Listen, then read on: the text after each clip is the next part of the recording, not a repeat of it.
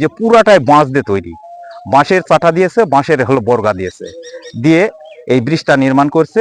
এতদিন ঝুঁকির মধ্যে ছিল, আল্লাহর রহমত কোনো অ্যাক্সিডেন্ট হয় নাই। এখন যে ব্রিজটি নির্মাণ হচ্ছে এটা যেন সুন্দরভাবে হয়, আর পূর্বে যে এই নিম্নমানের কাজটি করছে তাদের আমি দৃষ্টান্তমূলক শাস্তি চাই। আমার বাসা এই জায়গা প্রতিদিন এই জায়গাতে না হলে 50 বার যাওয়া আসা লাগে।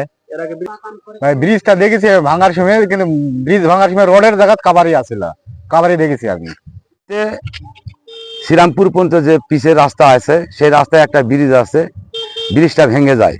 ভেঙে যাওয়ার পর পুনরায় নির্মাণ করে আসা দেখার পর দেখা যায় যে সে বাঁশের চাতায় যে ঢালাই আছে, এটা অল্প কিছু রড আছে, সে সর্বনিম্ন কাজ হয়, এটা খুব ভালো কাজ করে নাই, তাই এর প্রতিকার করা দরকার। এখন যে কোনো ব্র্যান্ডের পুরাতন এসি বদলে নতুন ওয়ালটন এসিতে উপভোগ করুন 25% ছাড়।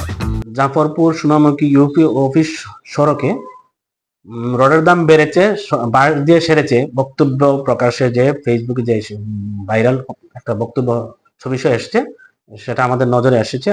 আসার পর আমরা তাৎক্ষণিক ভিজিট পরিদর্শন সহ দেখতে পাই যে এই যে ক্রস ড্রেনটা 2005-06 অর্থ বছরে বাস্তবায়ন করা, সেখানে যে জিনিসটা বাঁশের কথা বক্তব্য আসছে সেটা হচ্ছে আসলে বাঁশ না, সেটা আমাদের একটা পিওরলি শাটারিং এর অংশ, যার উপর ক্রস ড্রেনের স্ল্যাবটা কাস্টিং করা হয়েছে। এটা কাস্টিং এর ভিতরে কোনো অংশ না, স্পষ্টত আপনারা অবজার্ভ করে দেখতে পাবেন যেখানে শাটারিং, পিওরলি শাটারিং।